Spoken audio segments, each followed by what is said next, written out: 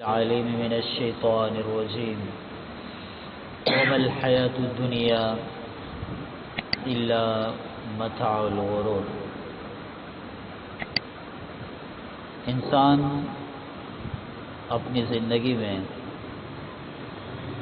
مٹی کا ایک نشان بھی اپنے کپڑے پہ برداشت نہیں کرتا،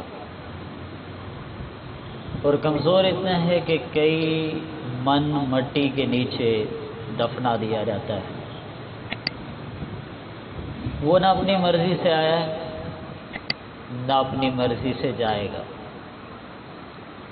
زندگی ملی تو رب کی مرضی، اور جب چاہے وہ واپس لے لے، وہ بھی اسی کی مرضی۔ وما تشاؤون الا یشاء اللہ، تم کیا چاہو گے ہوگا وہی جو عرش کا رب چاہے گا۔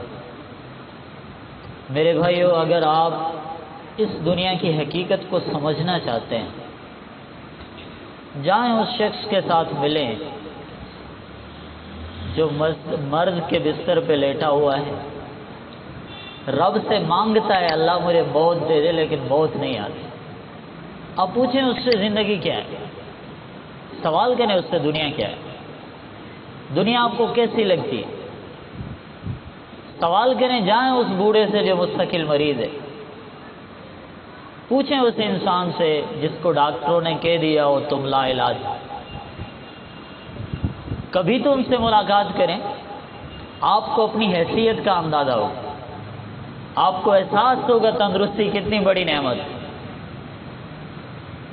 آپ کو پھر احساس ہوگا کہ ذہانت، ملکیت جس حیثیت میں مجھے میرے رب نے رکھا ہے میں کتنا اچھا ہوں۔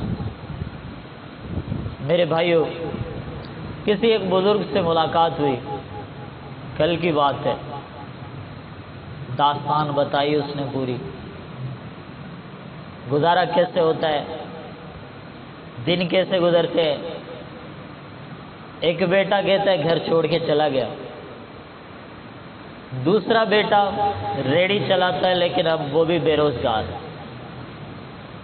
اپنی جان کا علاج کرنا ہے، فالج کا مسئلہ ہے، علاج کے پیسے نہیں۔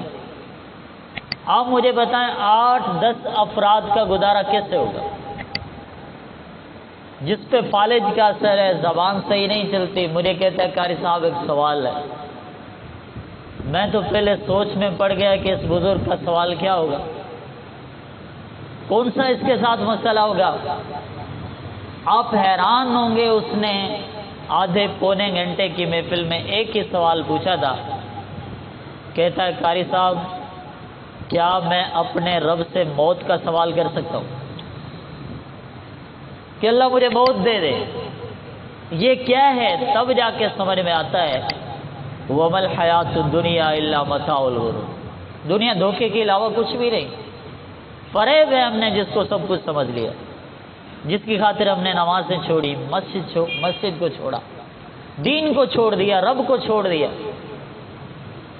جب اس کی باتیں، اس کا تذکرہ میں سنتا ہوں، ایک دل میں احساس پیدا ہوتا ہے کہ ایسے کئی انسان اس دنیا میں موجود ہیں۔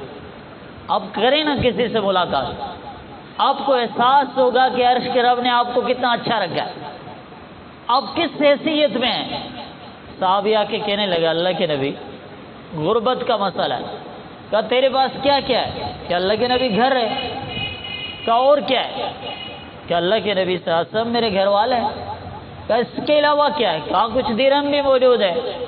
آپ نے فرمایا تم غربت کی کیا بات کرتے ہو، انت من الملوک، تم تو بادشاہ ہو۔ آپ اپنی حیثیت کو سمجھیں۔ اور میرے بھائیو، جب آپ ایسے لوگوں سے ملیں گے، ملاقات کریں گے، ان کی زندگی کا 5 منٹ بیٹھ کر محفل میں خلاصہ سنیں گے نا، آپ کو ایک ہی بات نتیجے میں سمجھ میں آئے گی کہ وَمَا الْحَيَاةُ الدُّنْيَا إِلَّا مَتَاعُ الْغُرُورِ، دنیا کی زندگی دھوکے کے علاوہ کچھ بھی نہیں ہے۔ اور اس منزل پہ پہنچ کے پھر ایک ہی راستہ نظر آتا ہے، وہ کیا ہے؟ وہ اللہ کی رضا ہے۔ اب ایسا انسان کہتا ہے دنیا نہیں چاہیے، تو میرے بھائیو اس منزل پہ پہنچنے سے پہلے میں نے اور آپ نے آج ہی سوچنا ہے کہ حقیقتاً یہ دنیا دھوکہ ہے یہ کچھ بھی نہیں ہے، حقیقت وہی ہے جو عرش کے رب ذوالجلال نے میرے لیے آپ کے لیے جنت میں تیار کر رکھی ہے۔